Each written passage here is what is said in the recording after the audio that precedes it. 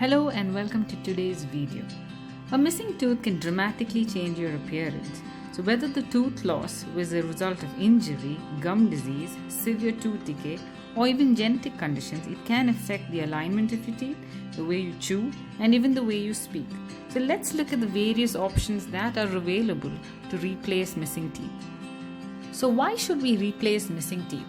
Number one is for functions such as chewing. So depending on the tooth or teeth that are lost, you may find it difficult to chew certain foods.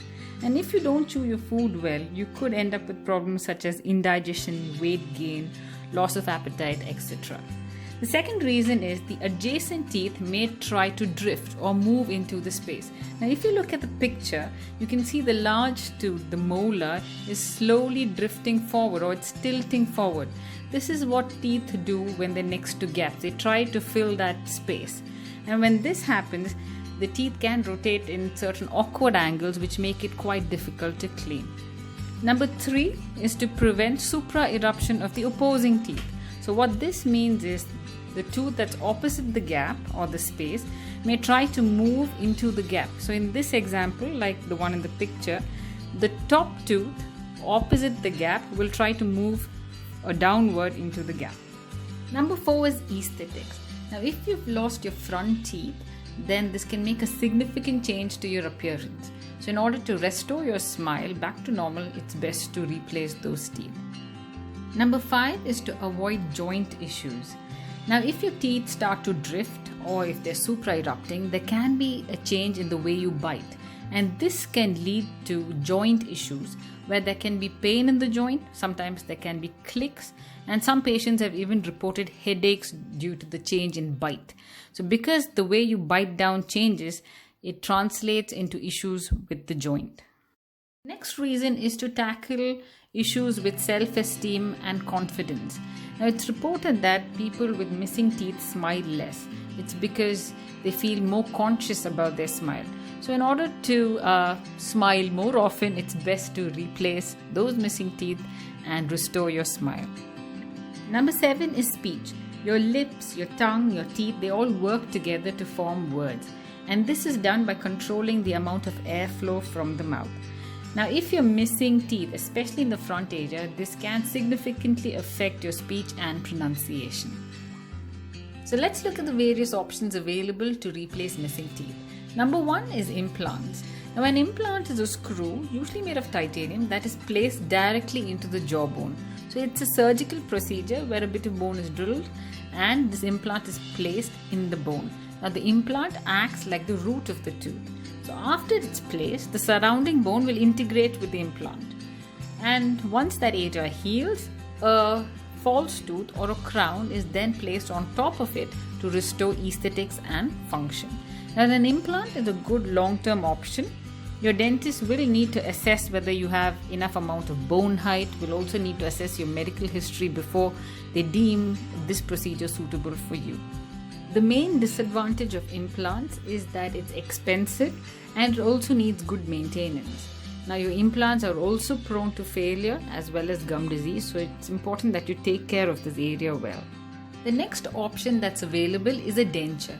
Now a denture is a removable option. It has to be removed every day and it has to be cleaned thoroughly. There are different types of dentures that are available. Now the first type is an acrylic denture, and this is the most common denture available as it is cost effective and easy to make. It is a plastic-like material and it takes a bit of getting used to as it can be a little bulky. It's very rigid and it can break if you drop it. Now the instructions on how to take care of acrylic dentures are available on dentalinfochunks.com. But if you want to see how a denture looks, then the first picture is that of an acrylic denture. It's completely pink and white. The pink portion is the acrylic portion. The second type of denture is a metal denture. Now here it has a metal framework and metal conducts heat well. So you're able to enjoy your tea and coffee much better compared to an acrylic denture which does not conduct heat. Now this metal can be made in thin sheets, so we can get the metal framework in a thinner section compared to the acrylic denture. Now, if you look at the second picture with the metal framework, this is how your metal denture would look. So the portion that is visible to somebody who's looking at you from the front will be the pink and the white portion, and the metallic portion will be inside the mouth where it's not that visible.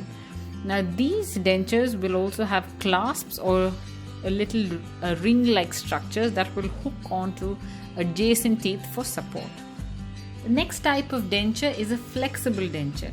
Now these dentures, like the name suggests, are quite flexible. They're not as rigid as the other two options, and this is made of a nylon-like material. It's usually quite comfortable. A lot of patients like this material, and it is almost unbreakable. So when you drop it, it usually does not break. It's lightweight and it does not have any metal clasps like the metal denture. Now the main disadvantage of this particular option is it cannot be used in cases where you need a full set of teeth, where you need a full denture on the top or the bottom. It's only used in cases where a few teeth are missing or you need a partial denture. Another option is an implant supported denture.